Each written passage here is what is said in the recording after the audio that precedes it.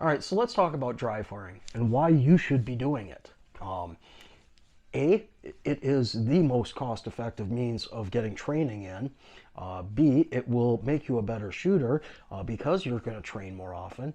C, you can do it in the comfort of your own home. So if you're not comfortable with doing certain things or venturing into things like NRL, PRS, barricade shooting, you can do it in the comfort of your home with the drapes pulled and nobody watching you, and a whole host of other reasons, okay? I want to throw a couple quick things out there before I go any further into this, though, so I don't forget. There are a lot of good training items out there. This isn't one of them, okay? I want to share this with everybody. Consider a quick PSA. These stainless steel snap caps that I bought a couple years ago on Amazon, what a mistake that was. I went through like a dry fire crazy period when I couldn't get to the range and 22 ammo was kind of hard to find. Remember that? Well, I bought those because I figured it would be better for cycling off of barricade training type stuff in the basement. So I'm actually like ejecting rounds and stuff, not just running a dry bolt. What I didn't realize was those hard stainless steel snap caps have no give to them. And I did it so much that when I went to shoot the rifle for real with ammo in it, I was having feeding issues. And it was because that stainless steel head stamp, after being hit and hit and hit and hit with the firing pin, it basically peened the outer rim of the breech end of the barrel. And it caused problems. I had to ream the breech to get it to feed correctly again. So don't ever buy those things. Now, what I will tell you that you should go out and buy if you're going to dry fire in the house, and it doesn't matter what discipline you're going to do, you should get into a DFAT system. All right, and that's the dry fire adaptive, adaptive focus trainer, I believe is what DFAT stands for. And it's made by DST Precision, a local Minnesota company here, just an hour and a half or so away from where I live. And the owner of that company is a great guy. He supports all shooting sports in the state here. And he came up with a great product a few years ago. And if you've never had or seen or used a DFAT, I hope you find this interesting.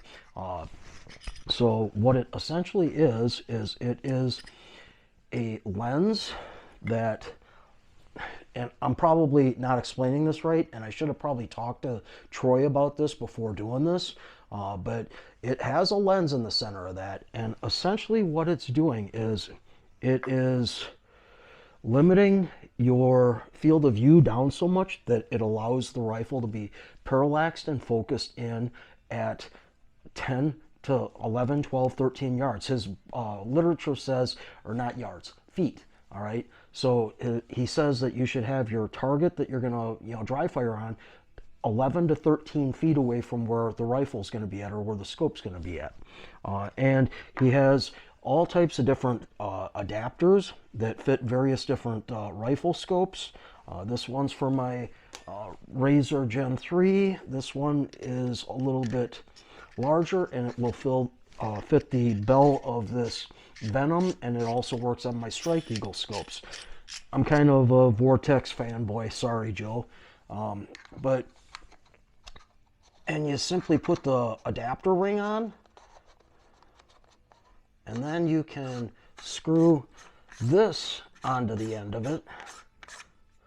And then once you've got the DFAT on, you can look through the rifle scope at a target, and we should talk about targets. He has, I don't know, 50 or more different targets that you can get from them too, and they simulate different terrains. Just grab two of them here. I think these are kind of different. That one looks like, the high desert or Utah or something to me, and this one looks like, kind of a green meadow with some rolling hills in it. But there are different targets that are set up all over on his targets, and some of them call out and tell you what the yardage is right next to it, and you can focus down and you can see that yardage on the target at 13 feet away. Okay, And you can do up a dope card. I don't have mine on the rifle here, but you could basically do up a dope card. They're either lettered or numbered, so it's like running a stage that you can, okay, you got to shoot target 1, then target 2, then target 3. So you have to work the target just like you'd have to work the terrain in a match or something. Find the target and shoot it in order, and you should be dialing your dope differences on the different yardages in between. You marry that with some type of shot timer, best training in the world. And you know what? It doesn't have to, yeah, his mind was around this game when he did it, but this would work great for people that are into F class or bench rest shooting that want to just sit there and work on their trigger squeezes. And I will never say press. It's not a press, it's a trigger squeeze. But if you want to work on your trigger squeeze or your breathing or whatever, building a good stable position, if you've got a small table that you can build and put somewhere in your basement or your garage, you'll find this tool, you know, one of the best to have in your box. So anyway, that's what it is. I took a little bit of video here that I'll blend in with this as well, and some pictures of what it looked like looking through the scope at this Christmas target that I've got down there without the DFAT and with the DFAT. And it's not even close, the pictures, because the camera wants to focus in and getting it just right, but your eye doesn't work the same. It's night and day. Without the DFAT, how I've got this rifle set up right now, where I've got the parallax at and where I've got the diopter at on it, without the DFAT, the target's just a blur.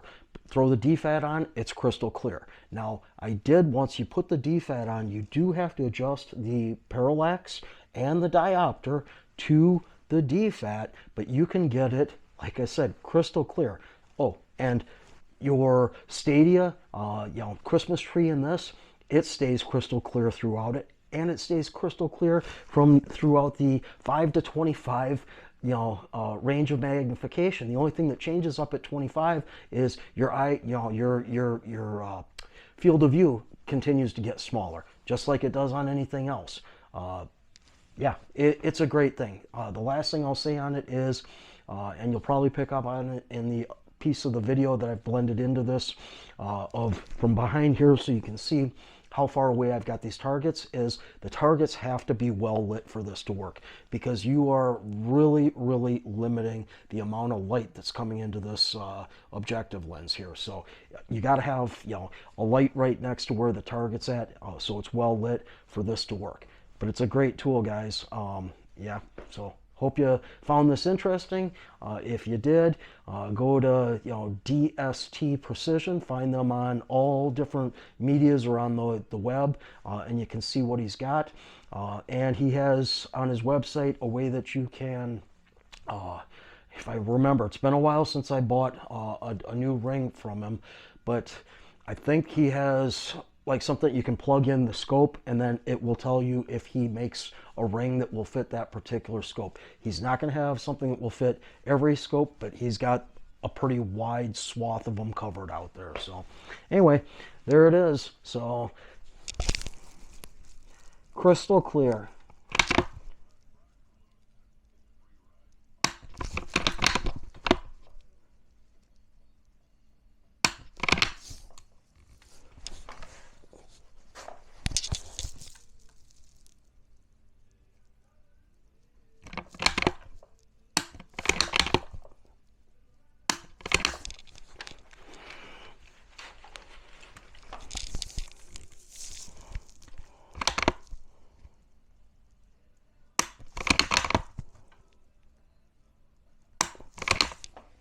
And the last thing I'll say about it is the tool only works if you're honest with yourself when you squeeze the trigger.